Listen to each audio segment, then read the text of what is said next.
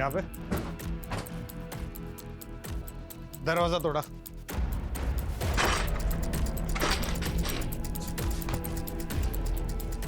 Search करो पूरा घर पाटिल, और ये खिड़की खोलो।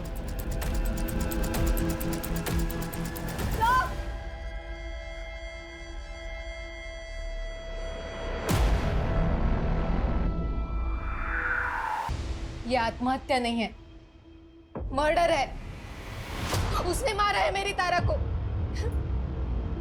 मैं तारा को कितना समझाती थी कि उस क्रिमिनल से शादी मत कर, लेकिन उसने मेरी एक भी नहीं मानी। और ये सब आखिरी बार कब बात हुई थी आपकी बहन से? तारा, उसने अपने खुद के 2 मासूम बच्चों का कत्ल किया है। तुम्हें वो क्या ही अहमियत देगा? तुम्हें इतनी सी बात समझ नहीं आ रही है कि 2 साल बाद बेल पर बाहर आने पर उसने तुमसे निकाह कर लिया, और इतने सालों में उसने तुम्हें दिया ही क्या है सिवाय तकलीफ के? हर बार आप इसी बात का मुद्दा क्यों बना लेती है? होगा दुनिया के लिए मुजरिम, मेरे लिए वो मेरा शौहर है और मैं उससे बहुत प्यार करती हूँ। इस प्यार के भूत को ना सर से उतार दो। इस 7 साल की शादी में वो सिर्फ 2 महीने तुम्हारा शौहर बन के रहा है। वो सिर्फ कातिल है, कातिल। और इस बात का इंतजार मत करना कि वो एक दिन तुम्हारी भी जान ले ले। वो अभी पैरल पर बाहर आया है, लेकिन कितना वक्त दिया उसने तुम्हें? दिन रात सिर्फ नशे में धुत रहता है वो।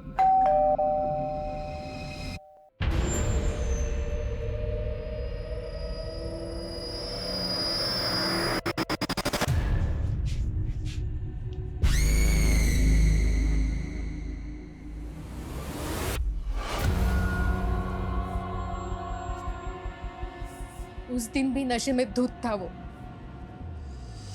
1 नंबर का एहसान फरामोश आदमी है वो। मेरी तारा ने क्या कुछ नहीं किया उसके लिए, फिर भी उसे मारता रहा, पीटता रहा, कभी रुका ही नहीं। बापट, हमारी मुश्किलें बढ़ने वाली है। कोर्ट हमसे सवाल करेगा। ये अमजद एक हार्ड एंडेड क्रिमिनल है। हो सकता है ये तारा के मर्डर के पीछे भी वही हो। इस अमजद को किसी भी हाल में पकड़ना होगा, इससे पहले कि वो और क्राइम करे। एक काम करो, इन 10 सालों में उसने क्या किया, कहाँ गया, किससे मिला, सब पता कर। अम्मी, अब्बू, जल्दी आइए ना। सर, मैं वो औरतों की जरूरत का सामान बेचती हूँ। आपके घर में कोई औरत है तो प्लीज बुला दीजिए। हाँ है, मेरी बीवी है ना, सुनीता। अगे सुनीता, बाहर है। शायद वो बाथरूम में होगी। अरे आप बाहर क्यों खड़ी है? अंदर आइए, अंदर आके उसे आराम से समझा दीजिए। आइए आइए आइए।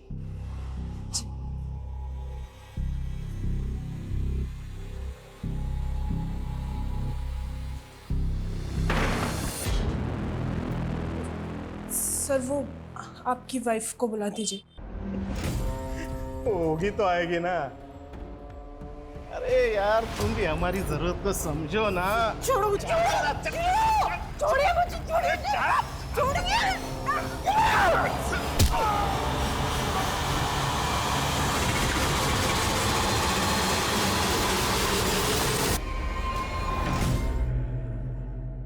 ले चाय पी।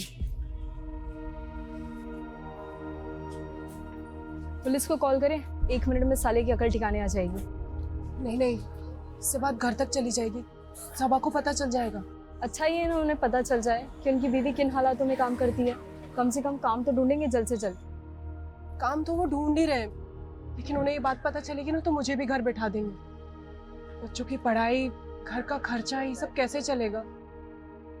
मेरे बच्चों को अच्छे से अच्छी पढ़ाई मिले ताकि वो आगे जाके कुछ बन जाए। इसके लिए मुझे जो बर्दाश्त करना पड़ेगा ना, मैं कर लूंगी।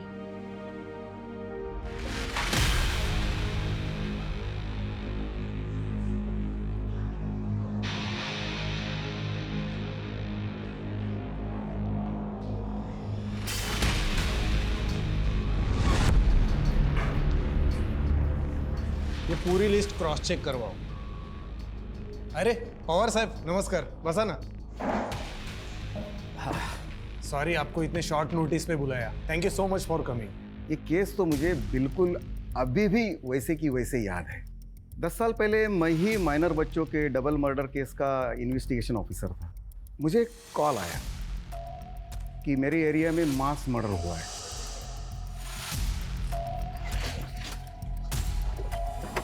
बगा आ गया था। फॉरेंसिक में तो बिल्कुल क्लियर था कि पूरे घर में बच्चे और अमजद के ही फिंगरप्रिंट्स थे और उसके ब्लड में भी बहुत ही हाई लेवल के ड्रग्स थे। जब उसको गिरफ्तार किया तब वो तो नशे में धूत था और जब बच्चों का अंतिम संस्कार हुआ तब वो कस्टडी में था और उसने डिमांड तक नहीं की वहां जाने की। पवार साहब, हमें डाउट है कि तारा का मर्डर भी उसी ने किया है। तारा के गले पर फिंगरप्रिंट्स मिले हैं हमें। प्रॉब्लम यह है कि इतना खतरनाक गुनहगार गायब झालाय और पता नहीं वो आगे जाके क्या करेगा।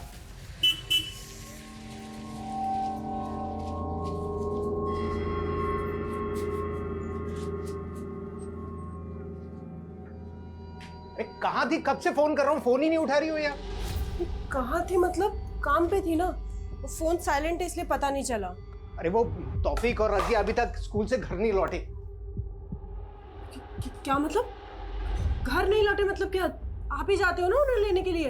अरे वो मैं थोड़ा सा लेट हो गया था, वहां गया तो गार्ड ने बोला कि बच्चे तो घर के लिए निकल गए स्कूल से। अरे ऐसे कैसे निकल गए?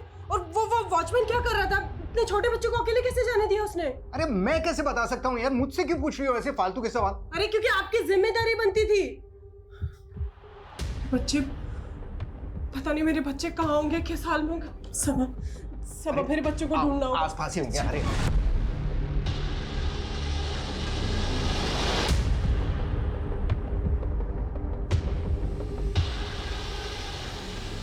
ठीक है सर, मैं फाइल भिजवाता हूँ आप जाए। बैठिए। सर ये तौफीक और रजिया हमारे बच्चे हैं सर। सर ये अभी तक स्कूल से घर नहीं लौटे। नहीं लौटे मतलब? बच्चे स्कूल से घर खुद आते हैं, कोई लेने नहीं जाता? कोई स्कूल बस या वैन? सर इनकी छुट्टी के वक्त मैं काम पे रहती हूँ तो सबा उनको लेने जाते हैं। आज इनको थोड़ी देर हो गई तो वॉचमैन ने उनको रोका ही नहीं, बस जाने दिया।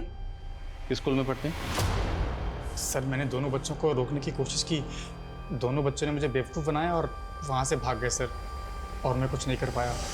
अंकल जाने दो ना, हम बड़े हो गए हैं, हम अपने घर खुद से जा सकते हैं।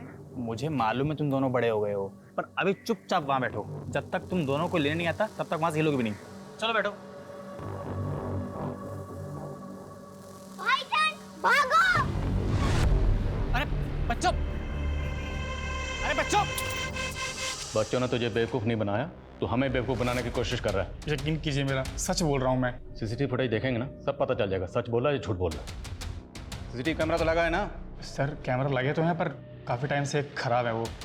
तुम लोग ना स्कूल के आसपास देखो, अगर कोई सीसीटीवी है तो उसकी फुटेज निकलवाओ सर। और तुम अगर बाद में पता चला ना कि कुछ झूठ बोला तो लंबा अंदर जाओगे। सर सच बोल रहा हूँ, यकीन कीजिए मेरा। सर हमें सर ये स्कूल के पास का सीसीटीवी फुटेज मिला है, उसमें बच्चे किसी आदमी से बात कर रहे हैं, लेकिन सर इसका चेहरा नहीं दिखाई देता। अगर इसी आदमी ने बच्चों को गायब किया है तो मतलब ये पहले से जानता था कि बच्चे स्कूल से घर अकेले जाने वाले हैं। है कौन ये आदमी? साहब इसमें चेहरा तो दिखाई नहीं दे रहा है, ऐसे कैसे पहचानूं ये कौन है? एक दूंगा ना कान के नीचे, सब याद आ जाएगा।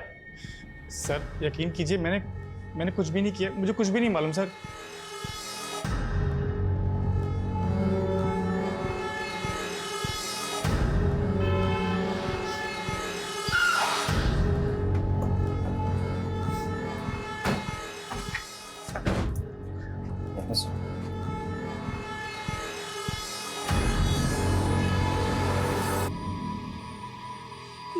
ये कौन है ये आदमी?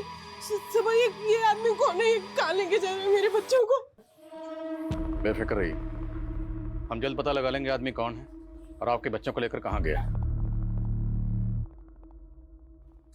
अरे सब कुछ अकेले करती हूँ मैं, आपका, बच्चों का, घर का, सबका। इतनी जिल्लत बर्दाश्त करके 4 पैसे कमा के लाती हूँ कि गुजारा हो सके हमारा। सबके बदले में आपको सिर्फ एक काम सौंपा था, बच्चों को स्कूल से लेकर आने का, वो भी नहीं कर पाए आप। इतना सा काम नहीं कर पाए आप। पता नहीं मेरे बच्चे कहाँ होंगे, कौन लेके गया होगा। हो गई गलती, कैसे ठीक करूं इस गलती को?